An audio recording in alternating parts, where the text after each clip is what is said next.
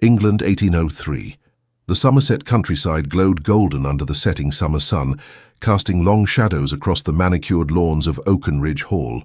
Inside the grand manor, Charlotte Sinclair stood before her looking-glass, barely recognizing the young woman who stared back at her. "You look absolutely radiant, Miss Charlotte," her lady's maid Emma said softly, adjusting the pearl hairpins nestled in Charlotte's chestnut curls. "The ivory silk brings out the warmth in your complexion." Charlotte forced a smile that did not reach her amber eyes. "Thank you, Emma. Though I confess I'd rather be in the music room with my pianoforte than preparing for Lady Harrington's ball." 5 years had passed since Charlotte had last attended such a gathering.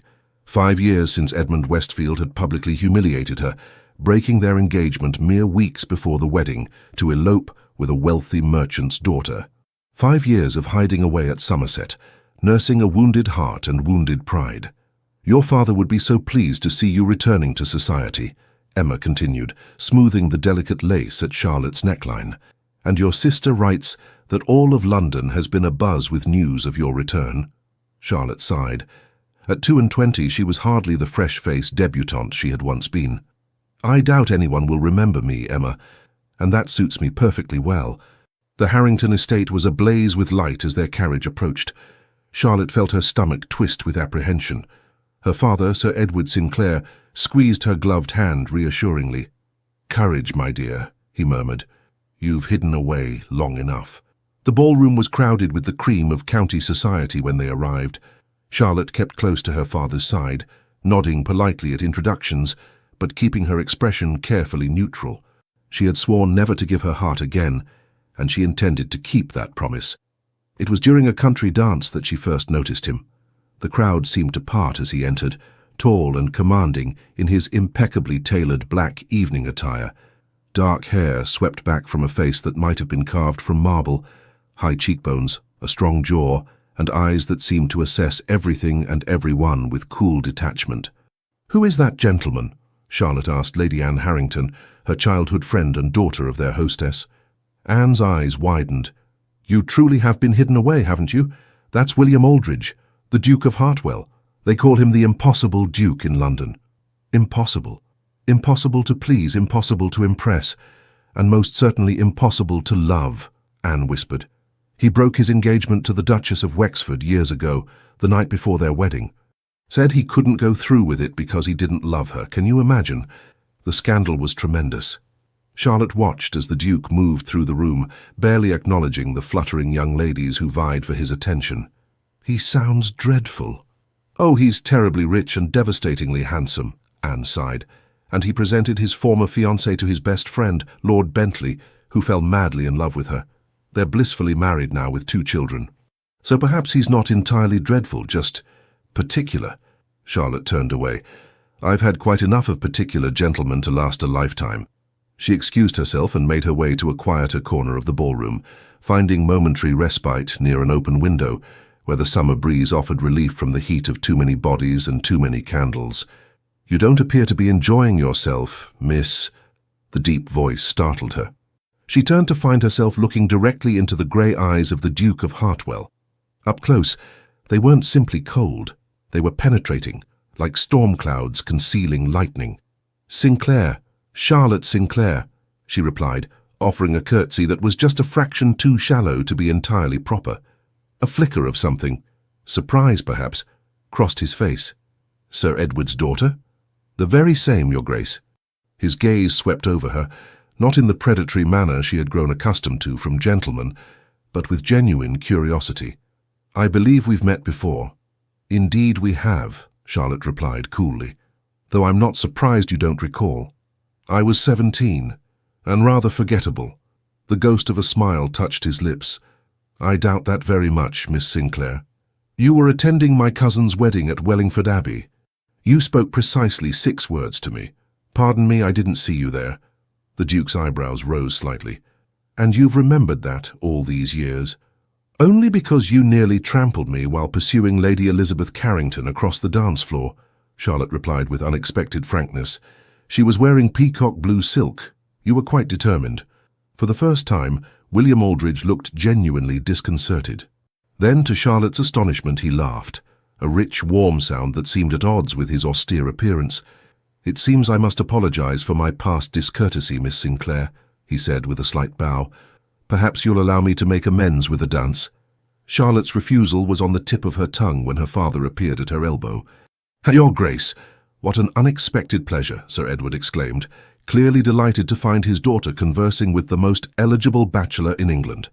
Trapped by courtesy, Charlotte had no choice but to accept the Duke's outstretched hand. As he led her onto the dance floor, she felt the eyes of the entire room upon them. "Everyone is staring," she murmured as they took their places for the quadrille. "Let them," he replied simply. The music began, and Charlotte found herself moving through the steps with practiced grace, grateful that her body remembered what to do even as her mind raced. The Duke was an excellent dancer, his touch light but assured as they circled each other. "You've been absent from society for some time," he observed. "Yes. May I ask why?" "You may ask, Your Grace, but I'm not obliged to answer." Again that ghost of a smile. "Fair enough, Miss Sinclair." As they moved through the figures of the dance, Charlotte was acutely aware of his gaze.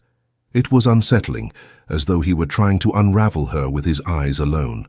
"What brought you to Somerset, Your Grace?" she asked, determined to shift his attention. "I understood you preferred London."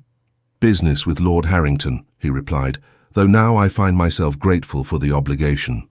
The dance ended before Charlotte could formulate a response to such blatant flirtation.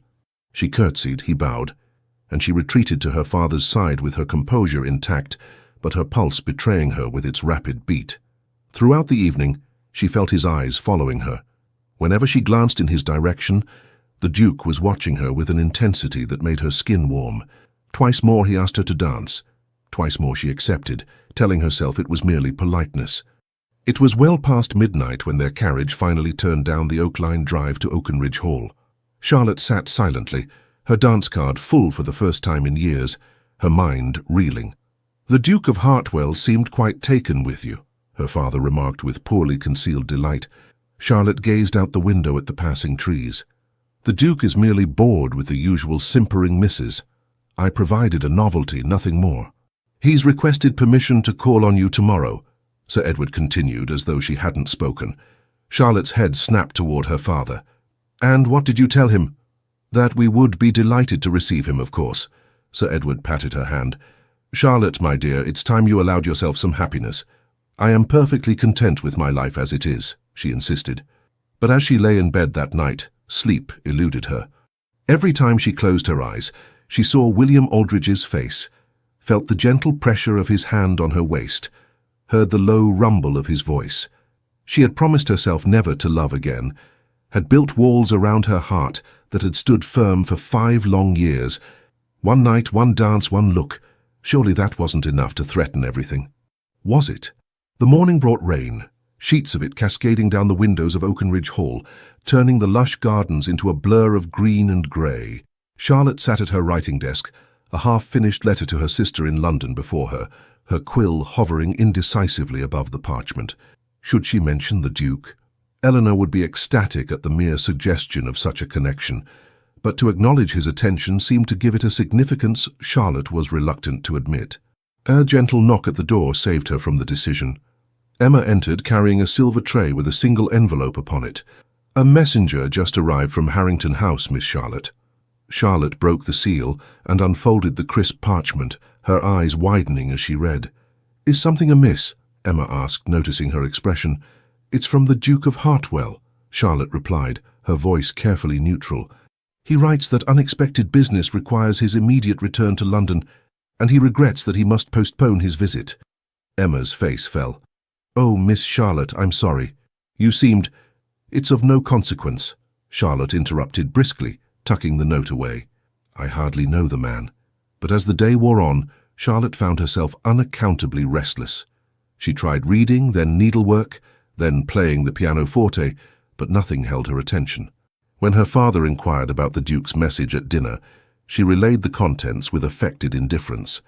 "A pity," Sir Edward sighed, "though I understand he has extensive business interests that require his attention.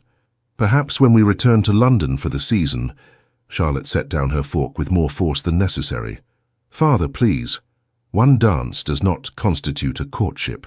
3 dances, Sir Edward corrected with a twinkle in his eye. Charlotte retired early that evening, annoyed at her own disappointment. What did it matter if the Duke had left? It was better this way, safer. 2 weeks passed in the quiet routine that had become her life.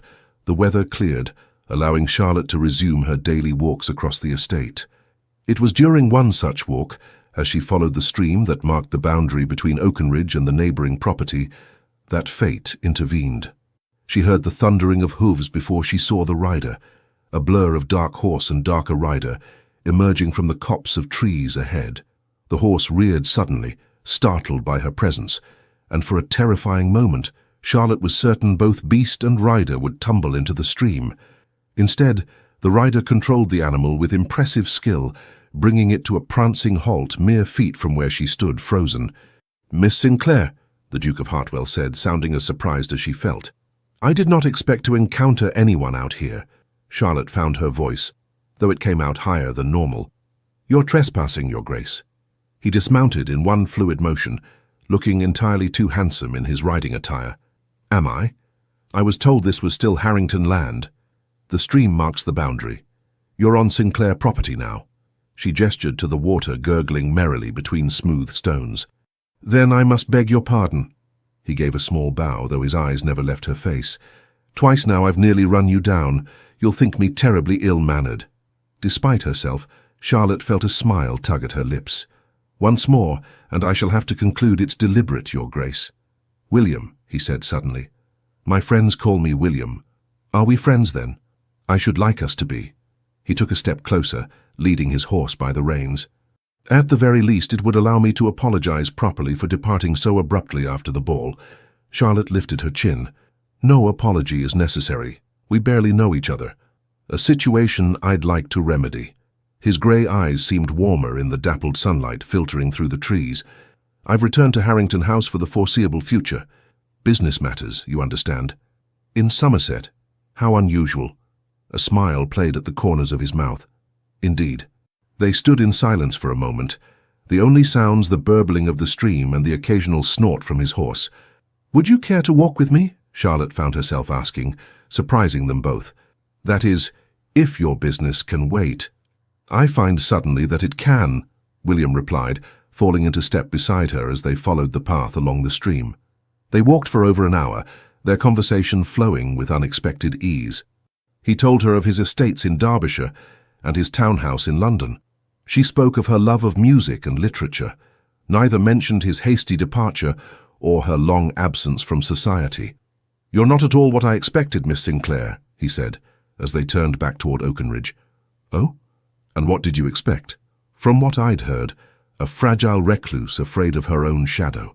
Charlotte stopped short. "Is that what they say of me in London?" William winced. "Forgive me." "That was indelicate, but honest," she replied, resuming their walk. "And what do you think now?"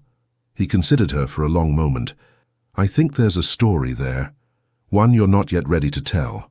They reached the edge of the formal gardens of Oakenridge Hall all too soon. Charlotte knew she should invite him in for refreshments. It was only proper. But something made her hesitate. "I should return," he said, sensing her reluctance. "But perhaps I might call properly tomorrow, with your father's permission, of course." Charlotte nodded, not trusting herself to speak. William mounted his horse with the same fluid grace with which he danced. Looking down at her, his expression grew serious. "Until tomorrow, Miss Sinclair." She watched him ride away, her heart beating a traitorous rhythm against her ribs. True to his word, the Duke arrived at Oakenridge Hall the following afternoon, and the next, and the next. Each visit lasted longer than the one before. They took walks in the garden, played chess in the drawing room, discussed books and music and art. Charlotte found herself looking forward to his visits with an eagerness that alarmed her. Worse, she found herself studying her reflection more critically each morning, allowing Emma to arrange her hair in more flattering styles, choosing her finest day dresses. On his 5th visit, they sat in the garden, a tea service between them, Sir Edward having excused himself to attend to estate business. "Your father mentioned you'll be returning to London for the season," William said, watching her over the rim of his teacup. "He's determined to see me rejoin society properly," Charlotte replied, though I confess I have little enthusiasm for it. Because of what happened with Mr. Westfield? Charlotte nearly dropped her cup. You know about that? I make it a point to know about things that interest me, William said simply. And I interest you? Very much. His directness was disarming. I know he broke your engagement publicly and cruelly. I know you retreated here afterward. What I don't know is why you've allowed his actions to dictate your life for 5 years. Charlotte set down her cup with deliberate care. You presume too much, Your Grace. William, he corrected gently. And perhaps I do. But I've seen how your eyes light up when you speak of things you love. Music, literature, your family. Yet you've denied yourself the wider world because one foolish man couldn't recognize your worth. It wasn't merely that he broke the engagement, Charlotte said, the words tumbling out before she could stop them. It was how he did it. At my own betrothal ball, in front of everyone we knew, he announced that he had found his true love in Miss Catherine Browning, and they would be leaving for Gretna Green that very night. She swallowed hard. He said I was too plain, too serious, too forgettable. William's expression darkened.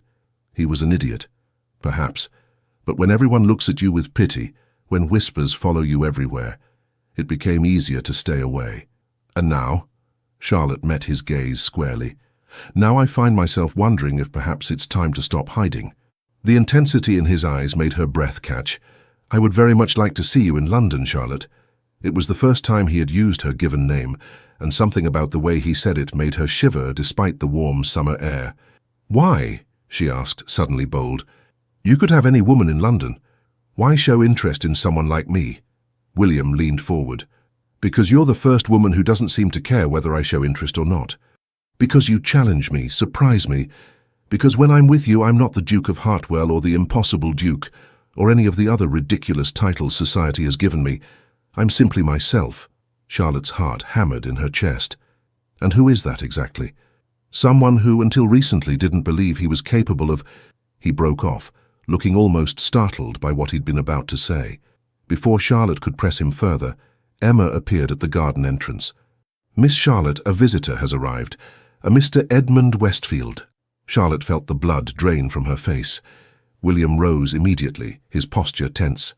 Show him in, Emma, Charlotte said, her voice remarkably steady considering the turmoil within. William moved to her side. Would you prefer me to leave? She shook her head. No, please stay. Edmund Westfield had aged in the 5 years since Charlotte had last seen him. His once handsome face had grown puffy, his fashionable clothing unable to disguise the beginnings of a paunch. He stopped short when he saw the Duke. Hartwell, he said, clearly surprised. I didn't realize you were acquainted with the Sinclairs. Mr. Westfield, William acknowledged coolly. Miss Sinclair and I have become good friends. Edmund's gaze darted between them before settling on Charlotte. You're looking well, Charlotte. Marriage agrees with you, I see. Charlotte stiffened. I am not married, Edmund. Oh, his surprise seemed genuine. I had assumed... That is, when I heard you were receiving the Duke of Hartwell. Why are you here? Charlotte interrupted, unwilling to endure his bumbling assumptions.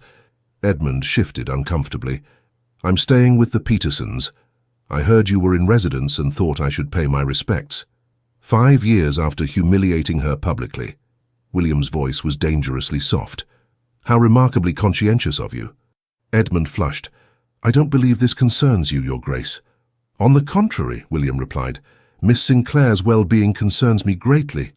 The tension in the garden was palpable. Charlotte rose to her feet, unwilling to let either man speak for her. You've paid your respects, Edmund. Now I think it best you leave. Edmund had the grace to look ashamed. Charlotte, I wanted to apologize. Catherine left me 6 months ago. For a baronet from Cornwall, I've had time to reflect on my behavior, and I realize now what a terrible mistake I made. Charlotte stared at him, astonished by his audacity. You expect me to care about your marital difficulties? I thought perhaps, given our history, we might reconnect. He cast a nervous glance at William. Not immediately, of course, but perhaps once my divorce is finalized. Mr. Westfield, William interrupted, his tone glacial. Allow me to be perfectly clear. Miss Sinclair has no interest in reconnecting with you ever. Edmund drew himself up indignantly. I don't recall asking for your opinion, Hartwell. Edmund, Charlotte said quietly, Please leave. But Charlotte, now. Her voice was firm, her gaze unwavering. With a last resentful look at the Duke, Edmund bowed stiffly and departed. As soon as he was out of sight, Charlotte sank back into her chair, her knees suddenly weak. William knelt beside her, concern etched on his features. "Are you all right?" "Yes," she said, and was surprised to find it was true. "Actually, I feel relieved. For years I've dreaded seeing him again, imagined all the things I should have said, and now that it's happened—" She gave a small laugh. "He seems so insignificant." William took her hand in his thumb tracing circles on her palm. "You are remarkable, Charlotte Sinclair." The warmth in his eyes made her breath catch. For a moment she thought he might kiss her, and even more surprisingly she wanted him to. Instead he rose, still holding her hand. "I should take my leave. You've had enough excitement for one day." As he walked him to his waiting carriage, Charlotte felt a new lightness in her step. The ghost of Edmund Westfield no longer haunted her. What she didn't yet know was whether she was ready to risk her heart again, especially with a man they called the Impossible Duke. The London townhouse of Sir Edward Sinclair, nestled in the fashionable district of Mayfair, bustled with activity as servants unpacked trunks and prepared rooms for the family's return. Charlotte stood at the window of her bedchamber, watching carriages roll past on the rain-slick street below, a letter from the Duke of Hartwell in her hand. 3 weeks had passed since their encounter with Edmund Westfield in the garden at Oakenridge. 3 weeks in which William had continued to call daily, their friendship deepening with each visit. They had spoken of everything and nothing, his childhood as the heir to a dukedom, her close relationship with her sister Eleanor, his passion for improving conditions on his estates, her love of composing music. What they had not discussed was the growing attachment between them. It hung in the air during every conversation, present in the lingering touch of hands, the prolonged gazes, the reluctant goodbyes. Now, in London, Charlotte wondered if things would change. William had promised to call as soon as they were settled, but the season was in full swing. The gossip sheets were already abuzz with news of the Duke's return to town and speculation about which fortunate young lady might finally capture his interest. "The blue silk or the sage green for Lady Pemberton's soiree tonight?" Eleanor asked, sweeping into the room with 2 gowns draped over her arms. At 20, Eleanor was the beauty of the family, with their mother's golden hair and vivacious charm. Charlotte set aside William's letter. "The blue, definitely. It brings out your eyes." Eleanor laid the dresses on the bed and fixed her sister with a knowing look. "Another letter from the Duke?" "That's the 3rd this week." "He merely wishes to ensure we arrived safely in London," Charlotte replied, unable to keep the smile from her face. "Of course," Eleanor teased. "Such concern is perfectly ordinary from a gentleman who visited every day in Somerset and wrote to you 3 times during a journey that took only 2 days. Charlotte threw a pillow at her sister, who dodged it with a laugh. "Admit it," Eleanor persisted. "You're falling in love with him." The words sent a jolt of fear through Charlotte. "Don't be ridiculous. We're friends, nothing more." Eleanor's expression softened. "Charlotte, not every man is Edmund Westfield. You can't close your heart forever because of one disappointment." "It's not that simple, Ellie," Charlotte sighed, turning back to the window. "William has never loved anyone. By his own admission, he doesn't know if he's capable of it, and I'm not sure I'm brave enough to risk being hurt again." Eleanor crossed the room and embraced her sister. "The Charlotte I know has always been the bravest person in any room. She just needed time to remember it." That evening, as their carriage joined the procession outside Lady Pemberton's elegant townhouse, Charlotte felt a familiar anxiety creeping up her spine. This would be her first significant social event in London since her humiliation 5 years earlier. Though most of society had likely forgotten the scandal, she had not forgotten the sting of pitying glances and whispered comments. "So you look lovely," Sir Edward assured her as they waited to be announced. "Your mother would be so proud to see you tonight." Charlotte squeezed her father's arm gratefully. Her gown of deep ivory satin was more sophisticated than the pastels favoured by debutantes, its cut elegant rather than girlishly elaborate. Emma had arranged her chestnut hair in a style that accentuated her high cheekbones and amber eyes. She looked, she had to admit, like a woman rather than the girl who had fled London in tears. "Sir Edward Sinclair, Miss Charlotte Sinclair, and Miss Eleanor Sinclair," the butler announced as they entered the crowded ballroom. Heads turned, Charlotte held her chin high, her expression composed. Let them stare if they wished. She was no longer the heartbroken girl they remembered. Lady Pemberton, a matronly woman with a kind face, greeted them warmly. "My dear Charlotte, what a pleasure to see you back in London. And Eleanor, how you've grown. You'll have every eligible bachelor in attendance at your feet before the night is over." They moved through the room, exchanging pleasantries with old acquaintances. Charlotte was grateful for Eleanor's cheerful chatter, which filled any awkward silences. Though she searched the crowd discreetly, there was no sign of the Duke of Hartwell. "Looking for someone?" a familiar voice murmured near her ear. Charlotte turned to find William standing beside her, resplendent in formal evening attire. Her heart gave a treacherous leap at the sight of him. "Your Grace," she said, dropping into a curtsy. "How unexpected." His mouth quirked into the half-smile she had come to cherish. "Is it? I believe I mentioned in my letter that I would be in attendance." "Did you? I must have forgotten," she replied lightly, though they both knew she had memorized every word of his correspondence. William offered his arm. "May I get you some refreshment, Miss Sinclair?" As they made their way to the refreshment table, Charlotte was acutely aware of the curious glances directed their way. The Duke of Hartwell rarely paid such marked attention to any lady, let alone one who had been absent from society for years. "Everyone is watching us," she murmured, accepting a glass of lemonade from him. "Let them," he replied, echoing his words from their first dance. "I find I care remarkably little for society's opinions these days. A luxury not all of us can afford," Charlotte reminded him, "particularly when one has a sister making her debut." William's gaze softened as he looked to where Eleanor was surrounded by admirers. "She seems to be managing quite well without our assistance." Before Charlotte could respond, they were joined by a striking woman in a gown of rich burgundy silk. Her dark hair was streaked with silver at the temples, her bearing regal. "William, darling, aren't you going to introduce me to your companion?" she asked, her voice cultured and slightly accented. William straightened. "Of course. Miss Charlotte Sinclair. May I present my mother, Her Grace, the Dowager Duchess of Hartwell." Charlotte curtsied deeply. "Your Grace, it's an honor to meet you." The Duchess's shrewd eyes appraised Charlotte thoroughly. "Miss Sinclair, I've heard a great deal about you from my son." Charlotte glanced at William in surprise. "Have you?" "Indeed," the Duchess confirmed. "He speaks most highly of your musical talent and your literary knowledge. Quite unusual topics for my son to notice in a young lady." William cleared his throat. "Mother," the Duchess waved away his concern. "Oh, don't look so alarmed, William. I'm merely making conversation." She turned back to Charlotte. "I understand you play the pianoforte exceptionally well, Miss Sinclair. Perhaps you would honor us with a performance at my musical evening next week?" "I would be delighted, Your Grace," Charlotte replied, though the thought of performing in front of London society after so long made her stomach clench with nerves. "Excellent," the Duchess nodded approvingly. "I shall send an invitation to Sir Edward tomorrow. Now, if you'll excuse me, I must speak with Lady Pemberton about her dreadful punch." As the Duchess glided away, Charlotte raised an eyebrow at William. "You've discussed me with your mother. She has a way of extracting information," he said, looking uncharacteristically abashed. "But I meant what I said in Somerset, Charlotte. I want to know you better, and I want others to know you as I do." The orchestra struck up a waltz, and William held out his hand. "May I have this dance?"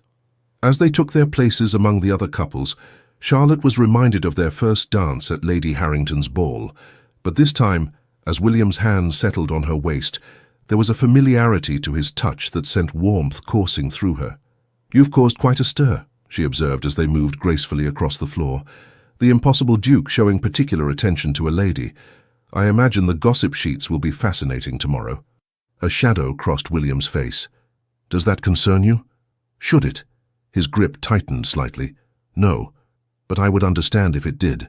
They danced in silence for several measures, the unspoken tension between them growing with each step. "William," Charlotte finally said, her voice low, "what are we doing?" His grey eyes met hers, intense and searching. "I don't know," he admitted.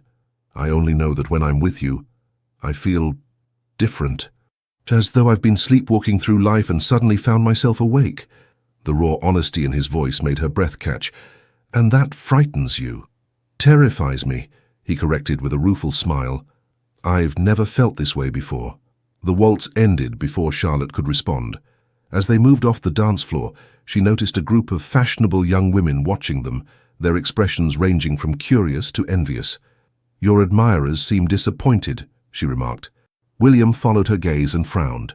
"They don't know me. They're interested in the Duke, not the man." "And which am I interested in?" Charlotte challenged. His expression softened. "That's what makes you different, Charlotte. You've never cared about the title." Before she could reply, they were interrupted by the arrival of Eleanor, flushed from dancing. "Charlotte, Lord Ashwood has just told me the most amusing story about his hunting dogs." She curtsied to William. "Your Grace, I hope you don't mind if I steal my sister away. There are several people positively desperate to be reintroduced to her." With an apologetic smile at William, Charlotte allowed herself to be led away. For the next hour, she was passed from one old acquaintance to another, making polite conversation and deflecting gentle inquiries about her long absence from society. Throughout it all, she was aware of William's presence across the room. Occasionally their eyes would meet over the heads of other guests, and each time the connection sent a thrill through her that was becoming increasingly difficult to deny. It was late in the evening when Charlotte found herself momentarily alone near the terrace doors. Seeking fresh air, she stepped outside, grateful for the cool night breeze after the stuffiness of the ballroom. "Hiding, Miss Sinclair?" The voice came from the shadows. Charlotte turned to find a gentleman she didn't recognize lounging against the balustrade, a glass of brandy in his hand. "Simply taking some air, sir," she replied coolly, turning to go back inside. "Don't leave on my account," he said, moving to block her path. "We haven't been properly introduced. I'm Lord Rupert Hastings." There was something in his smile that made Charlotte uneasy. "If we haven't been introduced, my lord, then we shouldn't be speaking, if you'll excuse me." Lord Hastings didn't move. "Come now, no need for such formality. I'm a good friend of Edmund Westfield, you know. He told me all about you." Charlotte felt a chill that had nothing to do with the night air. "Then you should know better than to believe anything Mr. Westfield says." "On the contrary," Hastings replied, his smile widening unpleasantly. "I found his descriptions most intriguing, particularly his theory that your extended absence from society might have made you more appreciative of male attention." Charlotte drew herself up to her full height. "You are being incredibly rude, sir. Please step aside." "Or what?" "You'll call for your Duke." Hastings sneered. "Everyone knows Hartwell doesn't form attachments. He's merely amusing himself with you until something more interesting comes along." "I believe Miss Sinclair asked you to move, Hastings." William stood in the doorway, his expression thunderous. Hastings straightened immediately, his arrogance faltering under the Duke's icy glare. "Your Grace," he stammered. "I was just leaving," William finished for him, his voice deadly quiet. "Now." Hastings gave a jerky bow and fled back into the ballroom. William moved to Charlotte's side, his concern evident. "Are you all right? Did he harm you?" Charlotte shook her head. "No, just said some unpleasant things. About Edmund and you." William's jaw tightened. "What did he say about me?" "That you don't form attachments. That you're merely amusing yourself with me." She looked up at him, vulnerability evident in her eyes. "Is he right, William?" For a long moment, he simply looked at her, the struggle evident on his face. Then, with a gentle hand, he brushed a stray curl from her cheek. "No," William said, his voice low and fervent. He couldn't be more wrong. The intensity in his eyes made Charlotte's heart quicken. They stood so close she could feel the warmth radiating from him, smell the subtle notes of sandalwood in his cologne. "Then what is this between us?" she asked, her voice barely above a whisper. "I need to know, William. I won't risk my heart on uncertainty." William took her gloved hands in his. "I don't have pretty words, Charlotte. I've never been in love before. I didn't think myself capable of it. But these past weeks without you in London have been empty. When I'm with you, everything is clearer, brighter somehow. If that isn't love, then I don't know what is." Charlotte's breath caught. "William." The terrace door opened, spilling light and noise onto their private moment. Sir Edward appeared, his expression concerned. "Charlotte, there you are.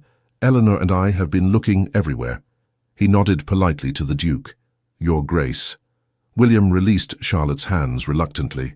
"Sir Edward, I was just ensuring Miss Sinclair got some fresh air after the heat of the ballroom."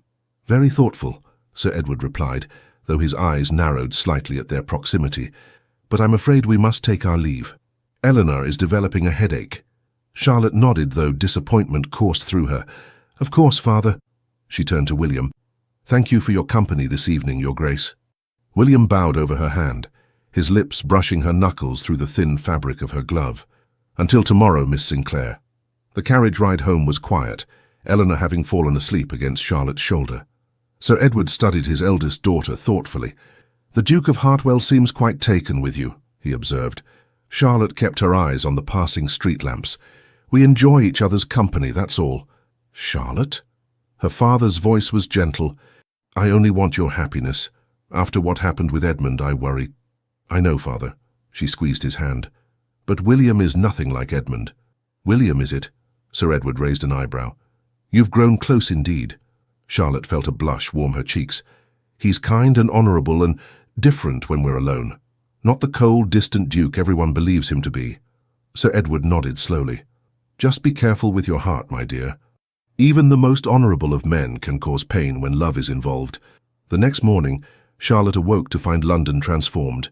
Rain had given way to brilliant sunshine, and the city seemed to sparkle with renewed vitality. As she sat at breakfast with Eleanor, a footman entered with a small package. "Delivered for you just now, Miss Charlotte," he announced, placing the parcel beside her plate. Charlotte opened it curiously, gasping as she removed a small leather-bound book of poetry, a first edition of Wordsworth that they had discussed during one of their walks in Somerset. Inside was a simple note: "For moments when we cannot talk of poetry in person. Yours, W." "Well?" Eleanor prompted, practically bouncing in her seat with excitement. "What is it?" Charlotte showed her the book, but kept the note private. "A gift from the Duke." Eleanor sighed dreamily. "How romantic. And look, another delivery." A housemaid entered, carrying an enormous arrangement of white roses and lavender, Charlotte's favourite flowers, though she couldn't recall ever mentioning that to William. "The gentleman said to expect him at 2 o'clock, miss," the maid added with a knowing smile. Charlotte spent the morning in a state of nervous anticipation. By the time the clock struck 2, she had changed her dress twice and paced the drawing-room countless times. When William was finally announced, it took all her self-control to remain seated calmly. He entered with purpose in his stride, declining the footman's offer to take his hat and gloves. "Miss Sinclair, I was hoping you might accompany me on a drive through the park. The weather is exceptionally fine today." Charlotte glanced at Eleanor, who was unsuccessfully trying to hide her delighted smile. "I would be happy to, Your Grace. If my sister might join us as chaperone." "Of course," William agreed, though his eyes never left Charlotte's face. His carriage was waiting outside, an elegant phaeton drawn by 4 perfectly matched greys. As they made their way through the fashionable streets, Charlotte was keenly aware of the interested glances directed their way. The Duke of Hartwell rarely drove ladies through Hyde Park during the fashionable hour. "Your gift was most thoughtful," she said, as they entered the park. "How did you know I admired Wordsworth?" "You quoted him during our walk by the stream," William replied. "Something about nature being the anchor of our purest thoughts." Charlotte was touched that he had remembered. "And the flowers. I don't recall mentioning my preferences." From the rear-facing seat, Eleanor piped up, "That would be my doing. His Grace called on Father yesterday while you were visiting Mrs. Fairchild." William shot Eleanor a grateful glance. "Your sister has been most helpful in ensuring my courting efforts meet with approval." Charlotte nearly choked at his blunt use of the word courting. "Is that what you're doing? Courting me?" "With your permission, yes." His grey eyes were serious as they briefly left the road to meet hers. "I realize we've done things somewhat out of order, but I would very much like to court you properly, Charlotte." Eleanor made a small sound of delight from behind them, which they both politely ignored. Charlotte's heart felt too full for her chest. "I think I would like that very much." The next few weeks passed in a whirl of social engagements and private moments. William called at the Sinclair townhouse daily, sometimes accompanying Charlotte and Eleanor on outings to exhibitions or the theatre, other times simply sitting in the drawing room, discussing books or playing chess. At each event they attended together, society's interest in their developing relationship intensified.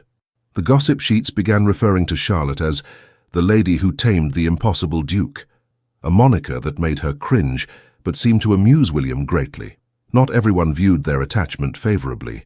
Several disappointed mothers with eligible daughters made their disapproval known through cold glances and cutting remarks just loud enough to be overheard. Lord Hastings continued to spread malicious gossip, fueled no doubt by Edmund Westfield's bitterness. "You shouldn't have to endure such treatment," William said one afternoon as they walked arm in arm through Vauxhall Gardens, Eleanor and her companion following at a discreet distance. "Especially not on my account." Charlotte smiled up at him. "I survived far worse after Edmund. Besides, their opinions matter very little to me now." William's expression darkened at the mention of Edmund. "He's been telling anyone who'll listen that you threw yourself at him when he called at Oakenridge." "Let him talk," Charlotte said firmly. "Those who matter know the truth." William stopped walking, turning to face her fully. "You are extraordinary, Charlotte Sinclair. Do you know that?" His admiration warmed her from within. "You make me feel as though I might be." The tenderness in his gaze made her breath catch. For a moment, she thought he might kiss her, right there in the public gardens, with dozens of people milling about. Instead, he simply offered her his arm again, though the charged moment lingered between them. The true test of their courtship came at the Dowager Duchess's musical evening. The Duchess had arranged for Charlotte to perform several pieces on the pianoforte, an honor that filled her with both pride and terror. "What if I make a mistake?" she fretted, as their carriage approached the Duchess's elegant townhouse. "What if everyone remembers me only as the girl Edmund jilted, and now as the girl who embarrassed herself in front of the Tun?" Sir Edward patted her hand reassuringly. "You've been playing since you were 6 years old, my dear. Your talent has never failed you yet." The Duchess's drawing-room was crowded with the cream of society when they arrived. William appeared at Charlotte's side almost immediately, resplendent in formal evening wear, his eyes lighting up at the sight of her. "You look beautiful," he murmured, his gaze appreciative on her gown of deep sapphire blue. Charlotte smiled nervously. "I wish your mother had asked anyone else to play this evening." "She wouldn't have asked if she didn't believe in your talent," William assured her. "And I've heard you play at Oakenridge. You have nothing to fear." The Duchess approached, regal in black silk and diamonds. "Miss Sinclair, how lovely to see you again. Are you prepared to enchant us with your music?" Charlotte curtsied. "I hope not to disappoint, Your Grace." The Duchess's keen eyes assessed her. "My son rarely misjudges character or talent, Miss Sinclair. I trust his assessment of yours." She turned to William. "Though I confess I never thought to see you so besotted, my dear." William didn't deny it. "Mother?" The Duchess waved away his protest. "Oh, don't look so alarmed. I approve heartily. Miss Sinclair has substance, unlike those simpering debutantes you've avoided for years."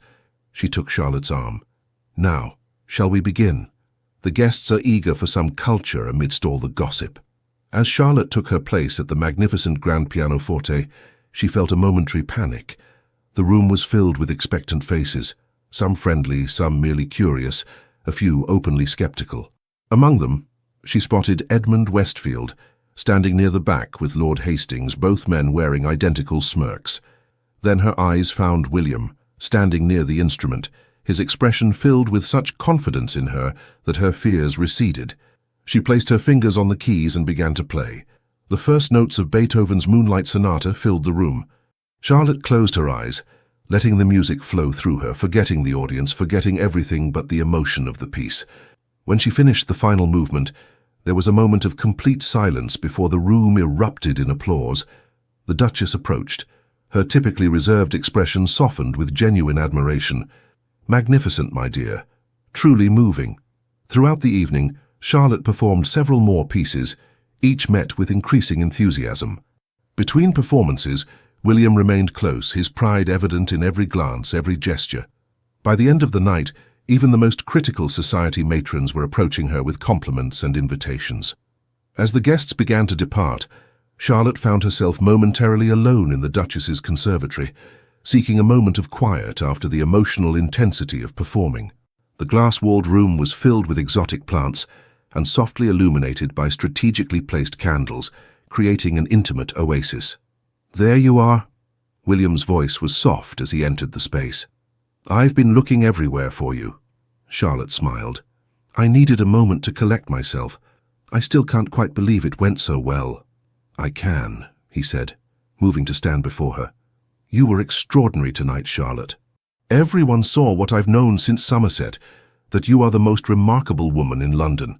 In the candlelight, his face was cast in dramatic shadows, emphasizing the strength of his features.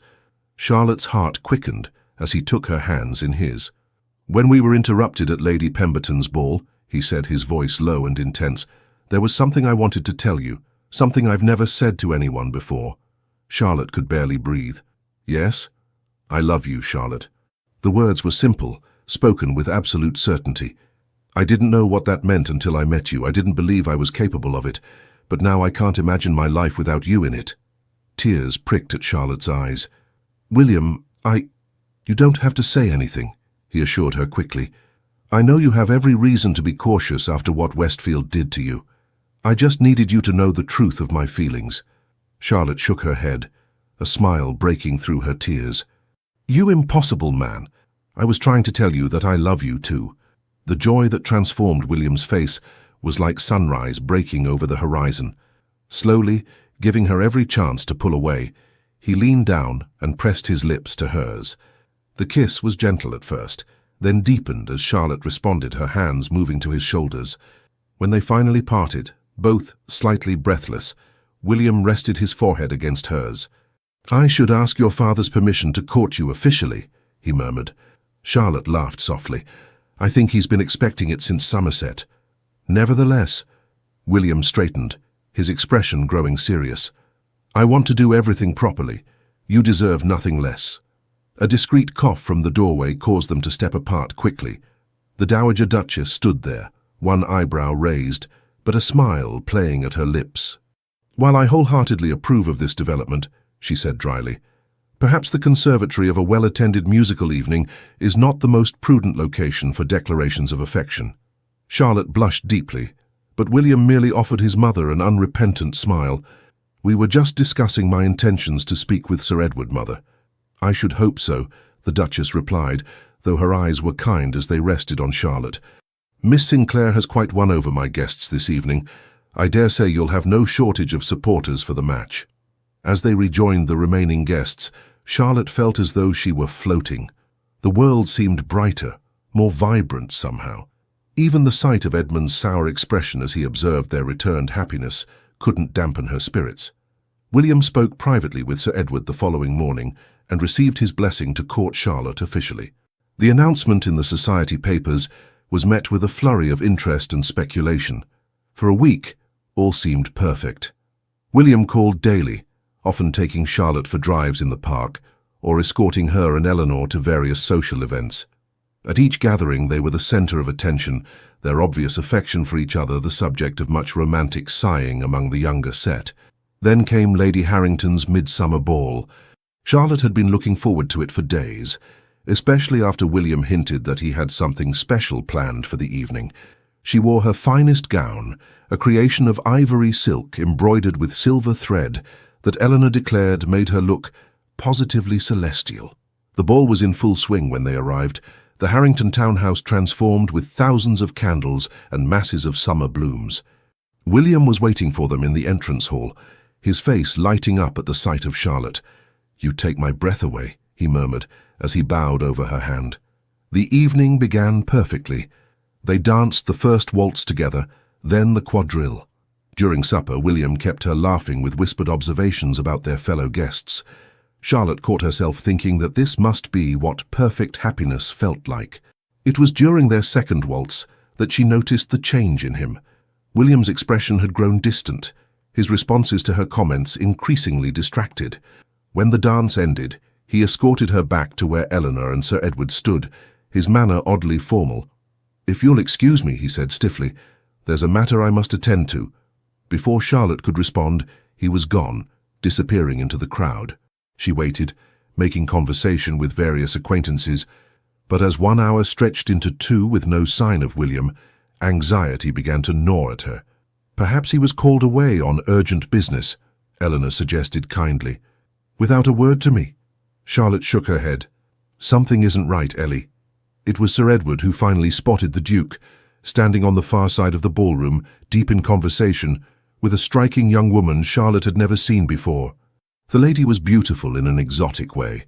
her dark hair and olive complexion suggesting Mediterranean heritage, her gown of scarlet silk ensuring she stood out in the sea of pastel-clad debutantes. As Charlotte watched, the woman placed a familiar hand on William's arm, leaning close to speak into his ear. His expression was unreadable, but he made no move to distance himself from her. "Who is that?" Charlotte asked a passing acquaintance, trying to keep her voice casual. "Lady Isabella Valentini," came the reply. "She's half Italian, you know, just returned from Florence after her husband's death. She and the Duke of Hartwell were quite the item before she married the Count 3 years ago." Charlotte felt as though the floor had dropped away beneath her feet. A previous attachment that William had never mentioned. A beautiful widow returned to claim what she had lost. It was like something from a Gothic novel, except that Charlotte was living it. "I wish to leave," she said quietly to her father. "Please, can we go home?"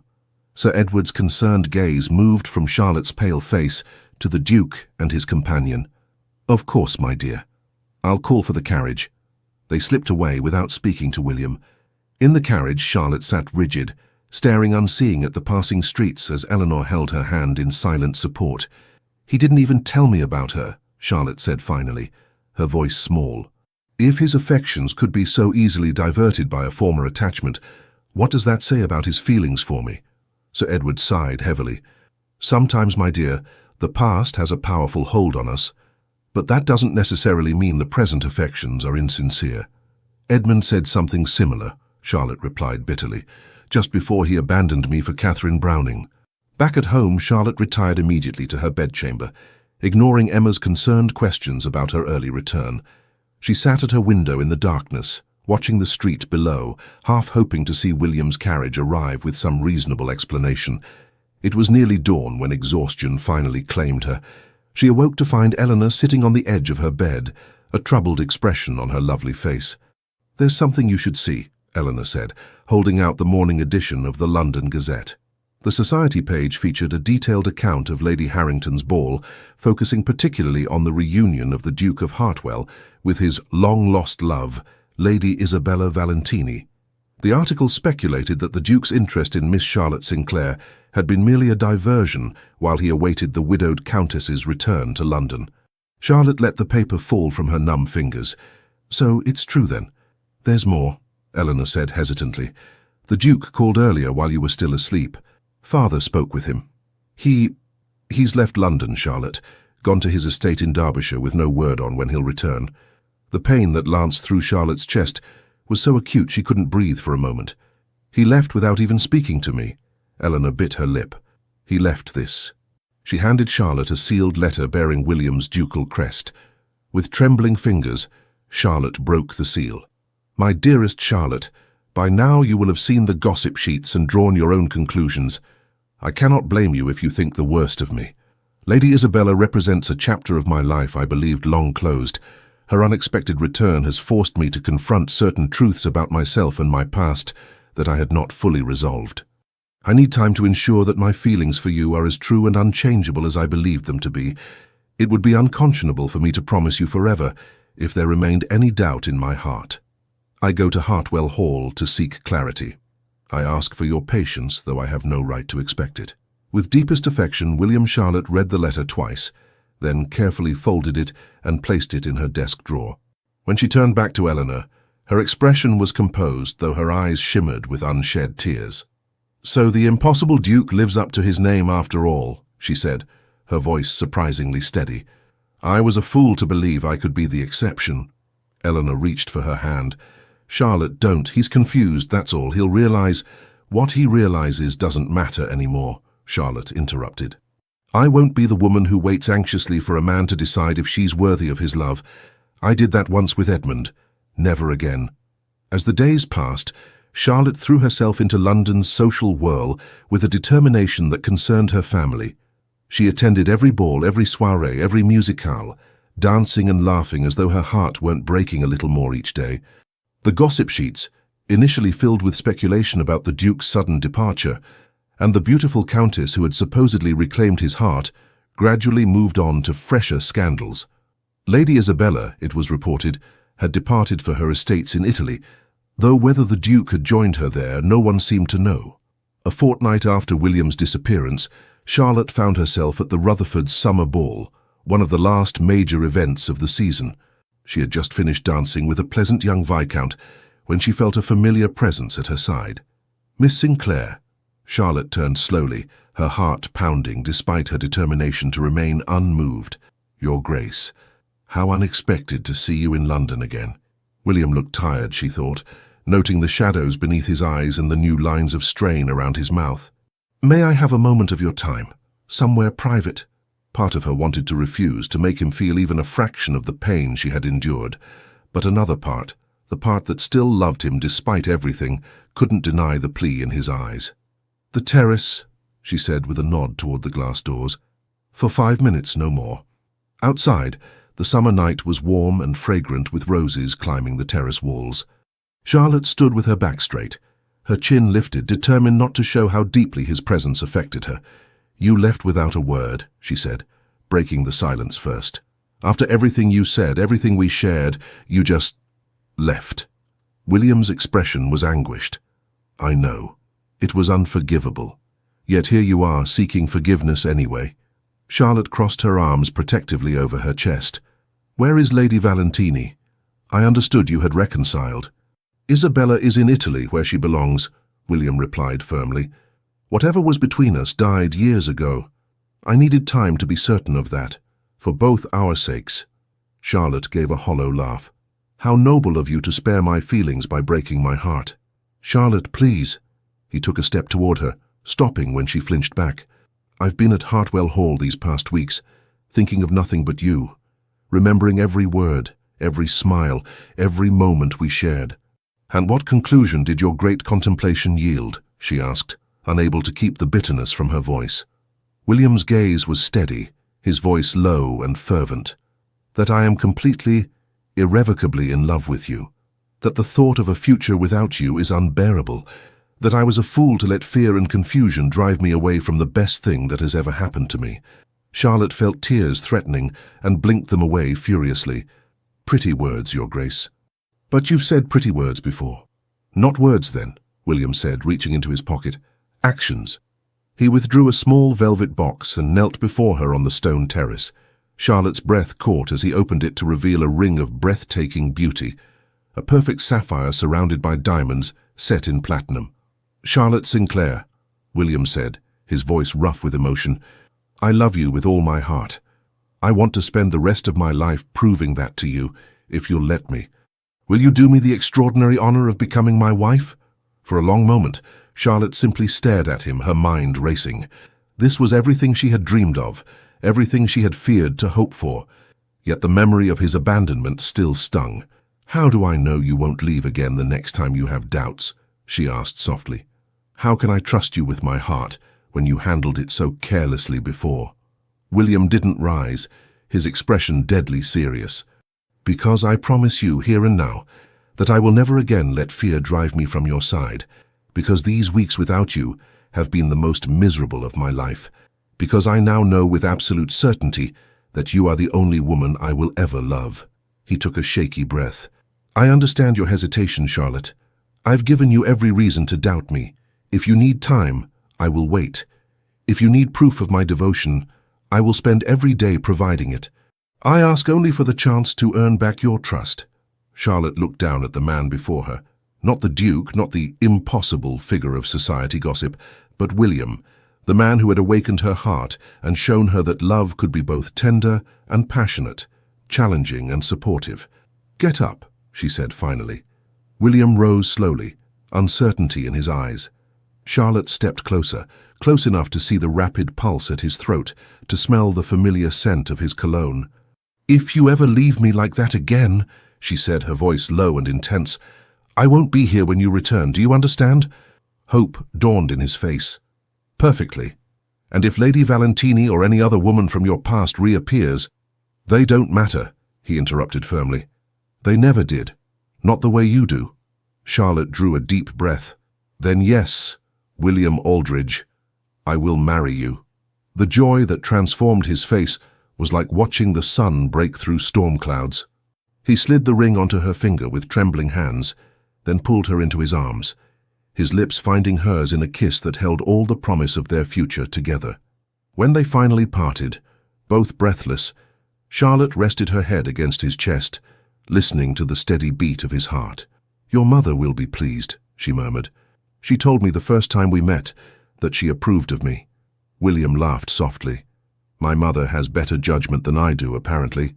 She wrote to me at Hartwell, telling me in no uncertain terms that I was being an idiot and would regret it for the rest of my life if I let you go." Charlotte smiled against his chest. "A wise woman, the Dowager Duchess." As they made their way back to the ballroom to share their news, Charlotte felt a sense of completeness she had never known before. The journey had not been easy for either of them.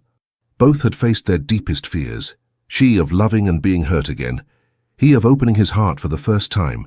Yet here they were, ready to begin a new chapter together, stronger for having overcome the obstacles in their path. The morning sun streamed through the windows of the Duke of Hartwell's study at his London townhouse, illuminating the piles of correspondence on his desk. William sat reviewing estate reports, but his attention continually drifted to the gardens visible through the tall windows, where Charlotte walked with his mother, their heads bent in conversation. 3 months had passed since their engagement, months filled with preparations for the wedding and for their life together. The initial sensation caused by the announcement had gradually subsided, though Charlotte's transformation from society outcast to future duchess remained a favourite topic in drawing rooms across London. William had insisted on a Christmas wedding, unwilling to wait the full year that tradition might have dictated. Charlotte had happily agreed, eager to begin their life together at Hartwell Hall, which would become their primary residence after a brief honeymoon in the Lake District. A discreet knock at the study door drew William's attention from the window. His butler entered, bearing a silver salver with a calling card. "Sir Edward Sinclair requests a moment of your time, Your Grace." William rose immediately. "Show him in at once." Sir Edward entered, his expression grave enough to send a flicker of alarm through William. "Sir Edward, what an unexpected pleasure. Is everything all right?" "Charlotte is in perfect health," Sir Edward assured him quickly, "and unaware of my visit. I hoped we might speak privately, man to man." William gestured to a chair. "Of course, brandy?" "Rather early, but I think the occasion warrants it," Sir Edward replied, settling into the offered seat. As William poured 2 glasses, his mind raced with possibilities. Had Sir Edward heard some new gossip? Had Edmund Westfield been spreading more malicious lies? "I received a letter this morning," Sir Edward began once they were both settled. "From Lady Isabella Valentini." William nearly choked on his brandy. "I beg your pardon?" Sir Edward withdrew a folded letter from his coat pocket. "She writes quite eloquently about your shared history, about how desperately she regrets her marriage to Count Valentini, and how certain she is that you still harbour feelings for her." "That's absurd," William said firmly. "I haven't spoken to Isabella since the night of Lady Harrington's ball, when I made it absolutely clear that my heart belongs to Charlotte." "I believe you," Sir Edward assured him. "But Lady Valentini seems convinced otherwise. She mentions plans to return to London before Christmas, coincidentally just in time for your wedding to my daughter." William set down his glass with more force than necessary. "I'll write to her immediately. Make it absolutely clear that any attempt to disrupt my marriage to Charlotte will be met with the full force of my displeasure." "I thought you might say that." Sir Edward smiled slightly.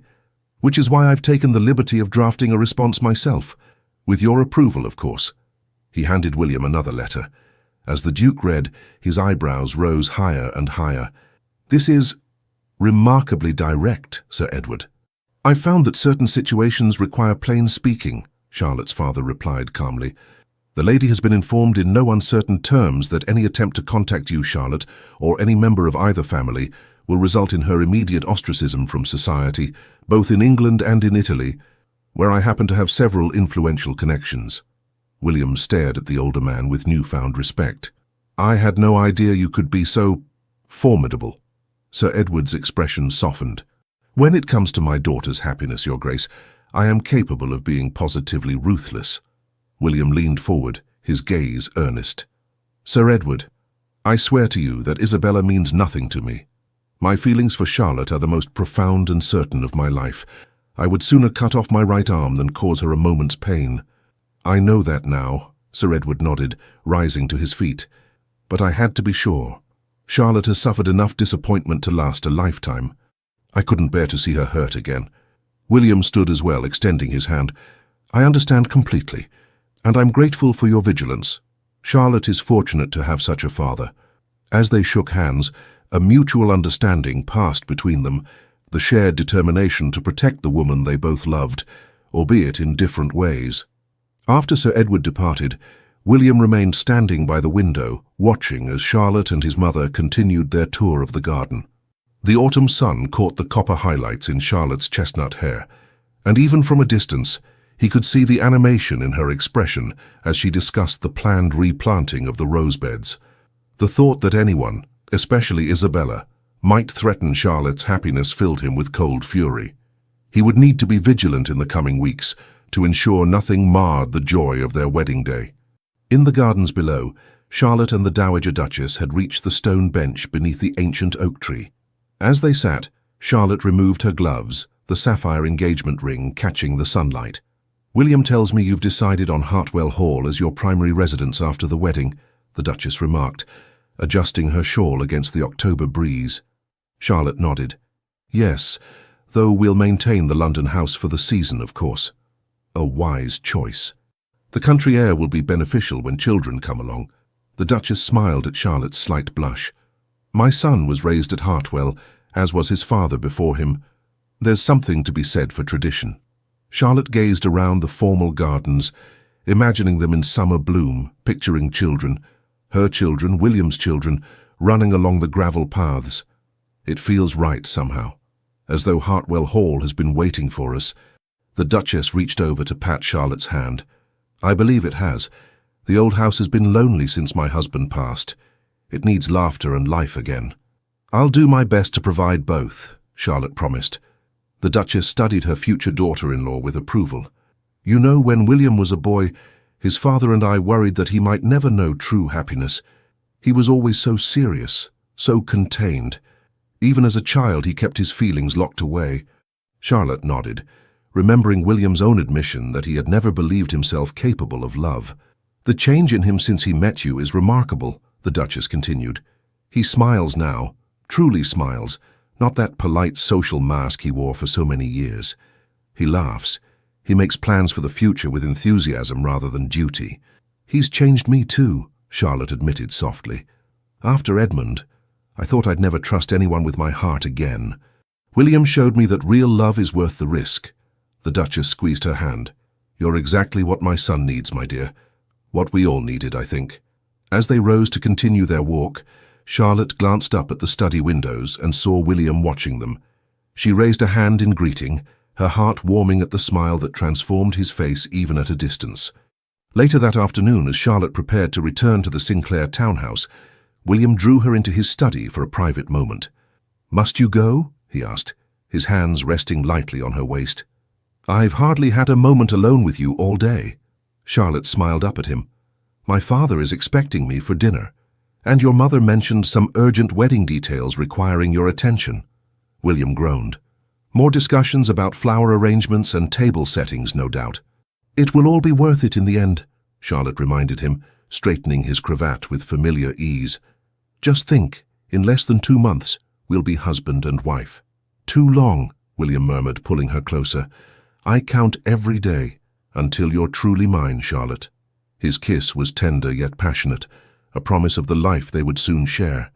When they finally parted, both slightly breathless, Charlotte rested her forehead against his chest.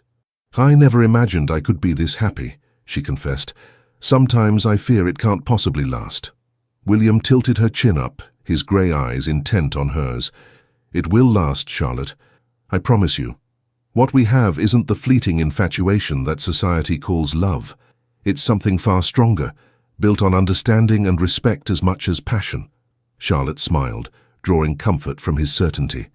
"You're right, of course. It's just that sometimes it feels too perfect, as though fate might become jealous of our happiness."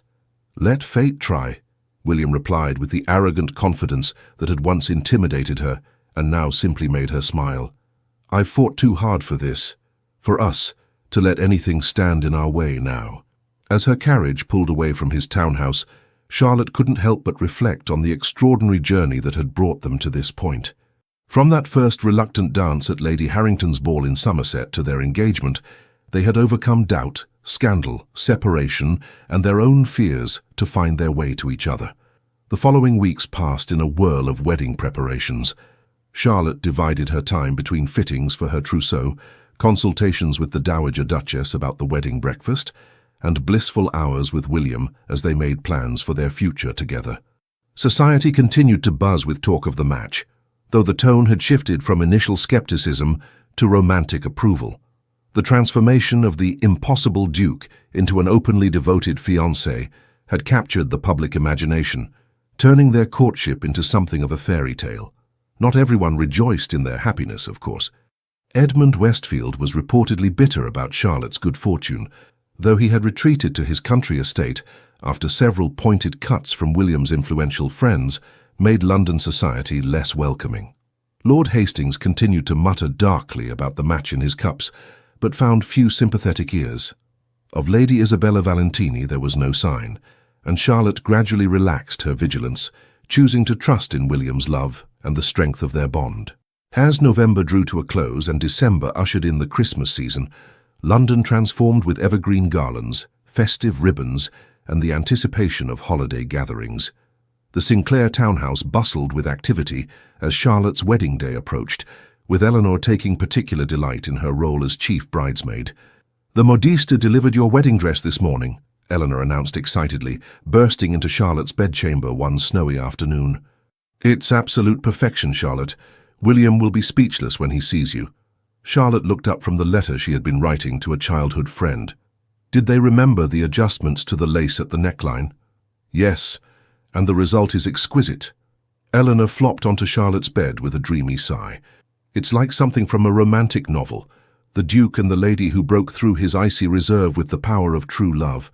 Charlotte laughed. "I think you've been reading too many Gothic romances, Ellie. Our story is hardly so dramatic." "Isn't it, though?"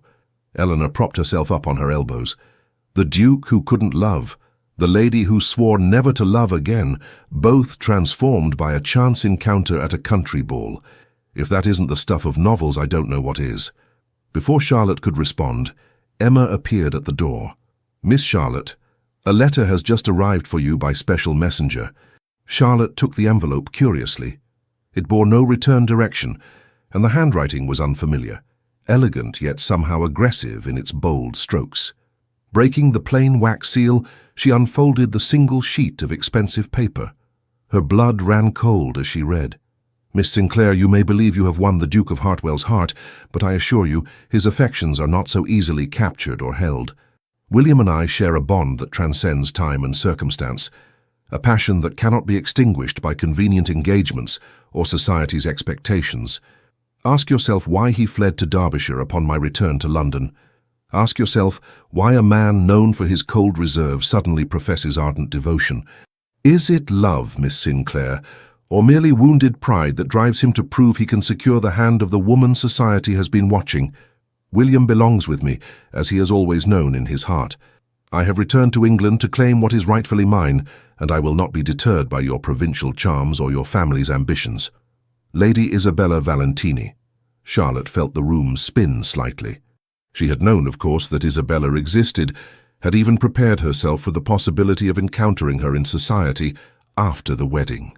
But the raw hostility of the letter, the possessive certainty with which this woman claimed William, shook her more deeply than she would have thought possible. "Charlotte?"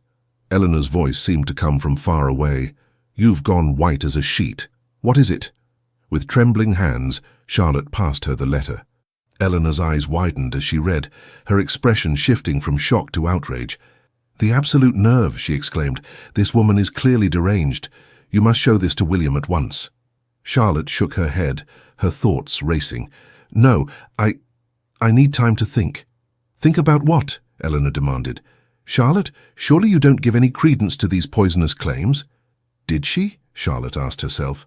William had left London without a word upon Isabella's return. He had admitted to needing time to ensure his feelings were true and unchangeable.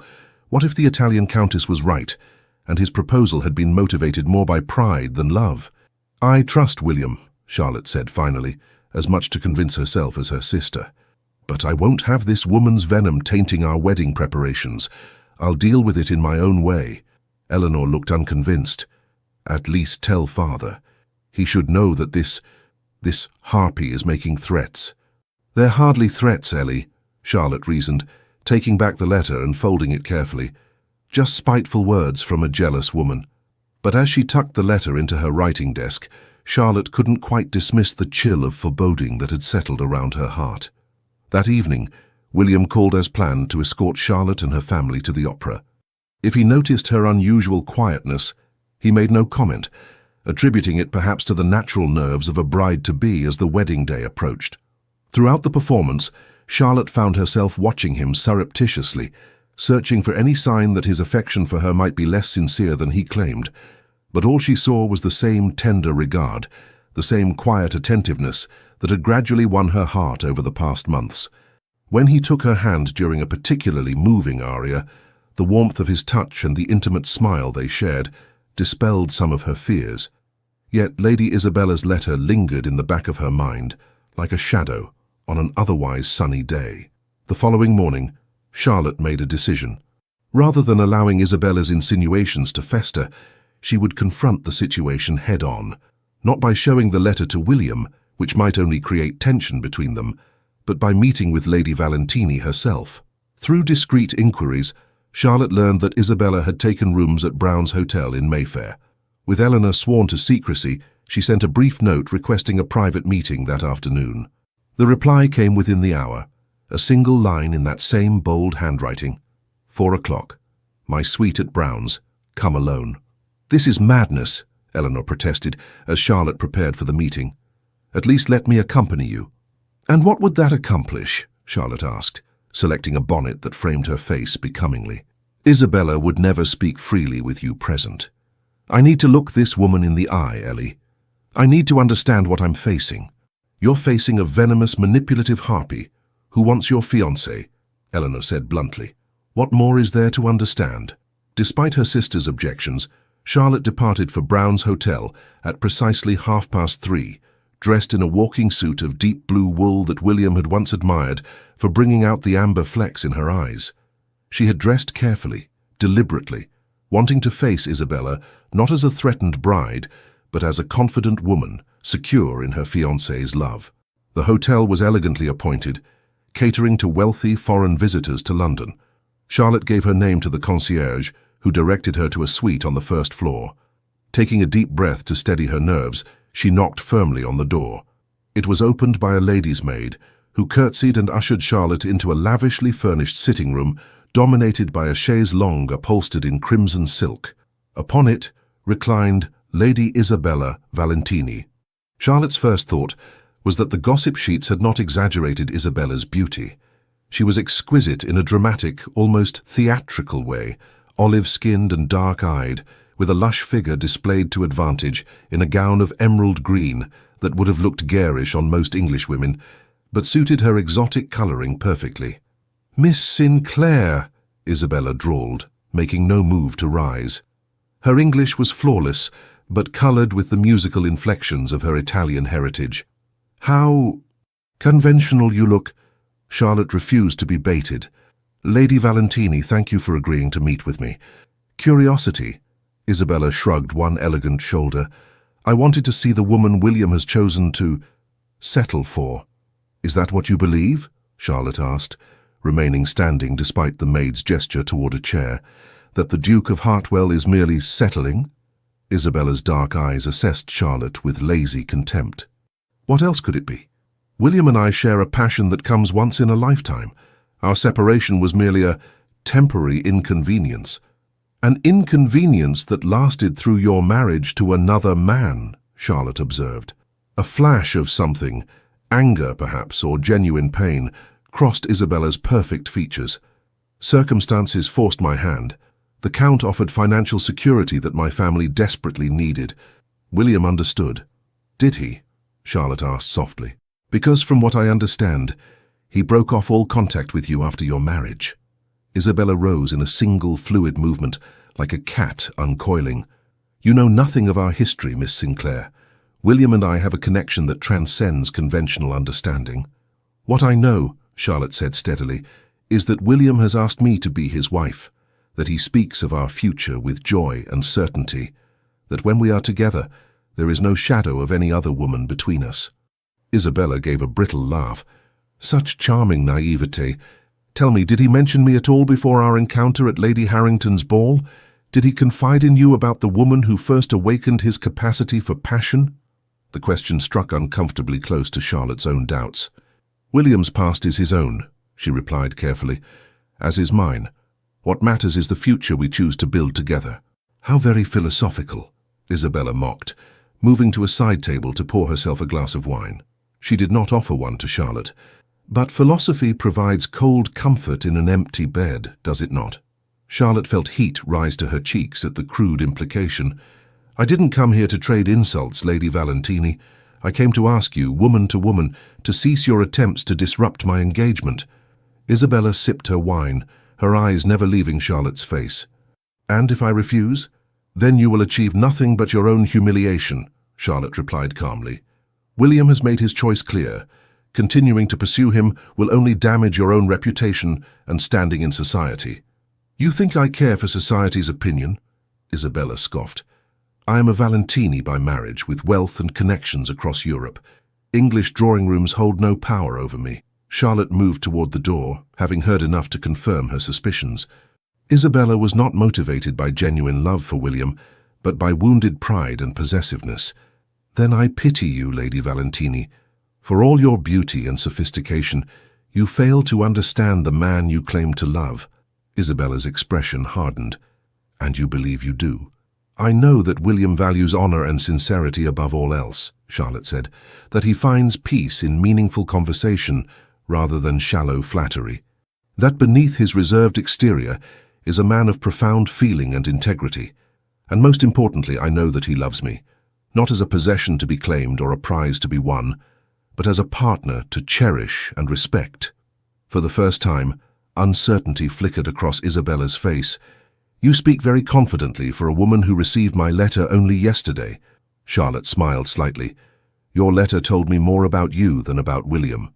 A woman secure in a man's affections doesn't need to threaten his intended bride. With that, she turned to leave, her composure intact despite the emotional strain of the confrontation. This isn't over, Isabella called after her. William will come to his senses before the wedding, you'll see. Charlotte paused at the door, looking back at the beautiful, angry woman. For your own sake, Lady Valentini, I hope you find happiness elsewhere. William has found his with me. The crisp December air outside the hotel was a relief after the oppressive atmosphere of Isabella's suite. As Charlotte walked briskly back toward home, her mind clearer now than it had been since receiving the letter, she found herself smiling. Far from undermining her confidence, the meeting had strengthened it. Seeing Isabella's petty jealousy firsthand, hearing the possessive way she spoke of William as though he were an object rather than a person with his own will and desires, it all confirmed what Charlotte had known in her heart. William had chosen her freely and genuinely. Her step lightened as she turned onto her street, only to stop short at the sight of William himself, pacing anxiously outside the Sinclair townhouse. "Charlotte!" he exclaimed, striding toward her with obvious relief. "Where have you been? Your father said you'd gone out hours ago, and Eleanor refused to tell me where." The concern in his eyes was touching, but Charlotte hesitated to reveal the truth. "I had an errand to attend to. It took longer than expected." William studied her face intently. "What kind of errand leaves you looking so resolute?" Charlotte sighed. There was no point in secrecy now. "I received a letter yesterday from Lady Isabella Valentini." William's expression darkened. "What did it say?" "It doesn't matter now," Charlotte assured him, taking his arm as they walked toward the house. "I went to see her today." "You what?" William stopped abruptly, turning to face her. "Charlotte, that was incredibly unwise. Isabella can be unpredictable." "So I gathered," Charlotte replied dryly. "But I needed to see for myself the woman who claimed such a hold over your heart." William ran a hand through his hair in agitation. "There is no hold, Charlotte. Whatever Isabella may have claimed—" "I know," Charlotte interrupted gently, placing a hand on his chest. "I know, William. I saw it clearly today." She doesn't love you. She merely resents losing her power over you. Relief washed over his features. Then you don't doubt my feelings for you. I did, briefly, Charlotte admitted, when her letter first arrived. But seeing her today, hearing her speak of you as though you were a possession to be reclaimed, it only confirmed what I already knew in my heart, that what we have is real and lasting.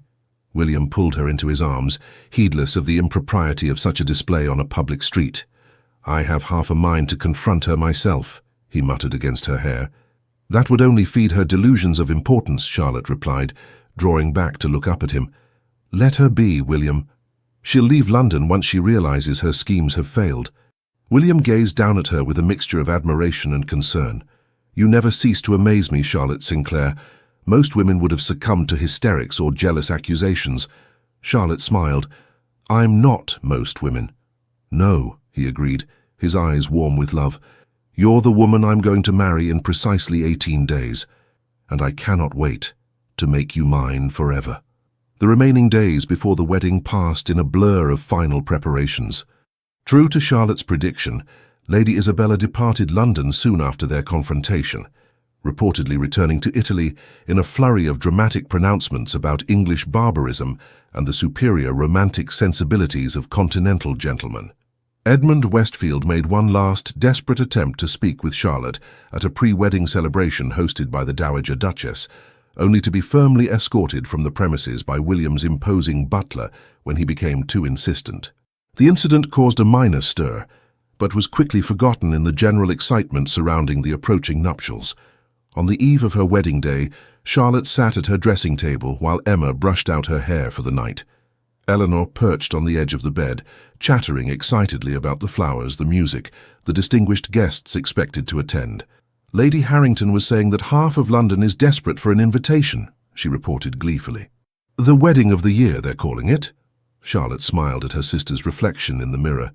It seems strange, doesn't it? 5 years ago, I was the jilted bride no one wanted to acknowledge. Now, everyone wants to witness my triumph. It's not the triumph they care about, Eleanor said wisely. It's the love story. Everyone wants to believe in redemption and second chances, Charlotte. Later, as she lay in bed listening to the soft fall of snow against her window, Charlotte reflected on her sister's words. She and William had both been given a second chance at happiness. She, after the cruel humiliation of Edmund's abandonment, he, after years of emotional isolation. Tomorrow they would begin their life together as husband and wife. Not the fairy tale romance of society gossip, but something far more precious. A partnership built on mutual respect, shared understanding, and a love that had been tested and proven true. The morning of December 20th, 1803, dawned clear and cold, the fresh snow transforming London into a glittering wonderland. At St. George's Church, Hanover Square, the early arrivals found the historic building transformed with evergreen garlands, white roses, and hundreds of candles that cast a warm glow over the proceedings. In a private antechamber, Charlotte stood in her wedding gown, a creation of ivory silk and antique lace that the modiste had declared her masterpiece. Sir Edward, resplendent in his finest coat, blinked suspiciously bright eyes as he beheld his daughter. "You look just like your mother on our wedding day," he said softly. "She would be so proud of the woman you've become, Charlotte." Charlotte squeezed his hand, too emotional to speak. Eleanor, lovely in pale blue as the maid of honor, made last-minute adjustments to Charlotte's veil. "William is already waiting at the altar," she reported, looking terribly handsome and absolutely terrified. Charlotte laughed, the sound reflecting her joy rather than amusement. Not terrified, just aware of the magnitude of the moment. As am I.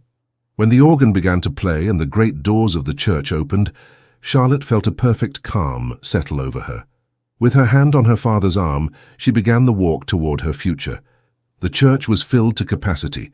The cream of London society turned out in their finest winter attire. But Charlotte saw none of them. Her gaze was fixed on the tall figure standing at the altar, his back straight, his dark head held high. As she reached the halfway point of the aisle, William turned. The look on his face as he beheld her for the first time in her bridal finery was something Charlotte knew she would remember until her dying day. A mixture of awe, adoration, and a joy so profound it seemed to illuminate him from within. When she reached his side, and her father placed her hand in his. William's fingers closed around hers with gentle strength. "You are breathtaking," he whispered, his voice rough with emotion. The ceremony itself passed in a blur of ancient vows and solemn promises. When William slid the gold band onto her finger to join her engagement ring, his hands were steady, his eyes never leaving hers. "With this ring, I thee wed," he said clearly, the words carrying to the farthest corners of the hushed church. "With my body I thee worship. With all my worldly goods I thee endow." And then the vicar was pronouncing them husband and wife, and William was drawing her into a kiss that managed to be both properly restrained for the setting and deeply, personally intimate. As they turned to face the congregation, now the Duke and Duchess of Hartwell, Charlotte caught sight of her sister's radiant smile, her father's proud stance, the Dowager Duchess dabbing discreetly at her eyes with a lace handkerchief.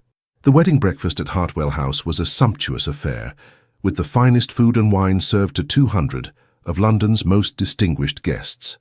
Charlotte and William moved among them, accepting congratulations and well wishes, always returning to each other's side as though drawn by an invisible thread. "Happy, Your Grace," William murmured during a rare moment alone, his lips close to her ear. Charlotte smiled up at her husband, her heart so full it seemed impossible to contain such joy. "Completely, Your Grace." Later, as their carriage bore them away from London toward the Lake District and the private cottage where they would spend their honeymoon, Charlotte rested her head on William's shoulder, watching the winter landscape pass by in the gathering dusk. "What are you thinking?" William asked, his arm around her, holding her close against the December chill. Charlotte considered the question. "I'm thinking about second chances," she said finally, "about how life can surprise you just when you think all hope is lost." William pressed a kiss to her temple. "I never believed in fate until I met you, Charlotte, but now I can't help but think that every step of our lives was leading us to each other." "Even the painful ones?" she asked, thinking of Edmund's cruelty, of William's lonely years believing himself incapable of love. "Especially those," he replied with quiet certainty. "They shaped us, prepared us to recognize and cherish what we found in each other." As the carriage continued its journey through the snowy countryside, Charlotte knew he was right. Their path had not been easy or straightforward, but it had brought them here to this perfect moment, to the beginning of their shared future.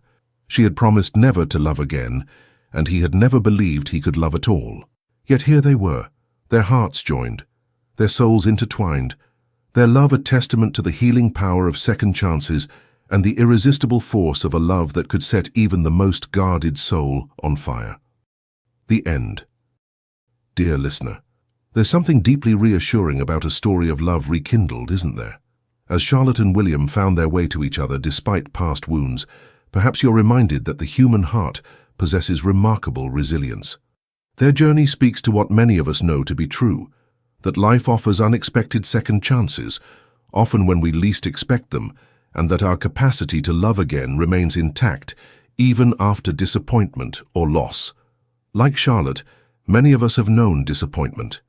We've felt the sting of betrayal or the quiet ache of loneliness. We've built walls to protect ourselves, sometimes forgetting that those same walls can keep out joy as well as pain. And like William, some of us have lived believing certain emotions were beyond our reach, that we were somehow incapable of the very connections our souls most deeply crave. But life, in its infinite wisdom, often has other plans for us. Your own story, dear listener, carries within it all the dignity and beauty of Charlotte and William's romance. The challenges you've faced, the losses you've endured, the moments when you've had to summon courage you didn't know you possessed, these aren't merely obstacles to overcome. They are the very elements shaping you into someone capable of profound love and deep understanding. As you rest tonight, remember that each chapter of your life has prepared you for the chapters yet to come. The wisdom you've gathered over 60+ years of living is not a burden, but a precious treasure, a collection of moments, both bright and dark, that gives you the unique ability to savor life's sweetness more fully and face its difficulties with well-earned strength and dignity. May you find comfort in knowing that, like the winter snow that blanketed Charlotte and William's wedding day, even the coldest seasons of our lives eventually give way to renewal. Your heart remains as capable of warmth, connection, and yes, even passion as it was in your youth, perhaps even more so, tempered as it is by the wisdom of experience. Rest well tonight. Feel the protective embrace of all who love you, seen and unseen. And most importantly, remember that it is never too late to let your soul be set on fire by the people and experiences that make life worth living. With all our gratitude, Legends of the Fall team. Thank you for staying with us until the end. We hope Charlotte and William's journey reminded you that love can bloom again, even after heartbreak, even when you least expect it. Their story is a testament to the quiet strength of healing, the courage of vulnerability, and the beauty of letting someone into your heart again. If this story moved you, please don't forget to like, comment, share, and subscribe to our channel. From the bottom of our hearts, thank you for supporting us. Your encouragement is what keeps us going, inspiring us to share even more stories filled with love, redemption, and beautiful twists of fate. And don't go just yet. At the end of this video, another unforgettable story awaits. Click and let yourself be swept away once more by a tale just as emotional and powerful as this one. Thank you for being here. The Legends of the Fall team.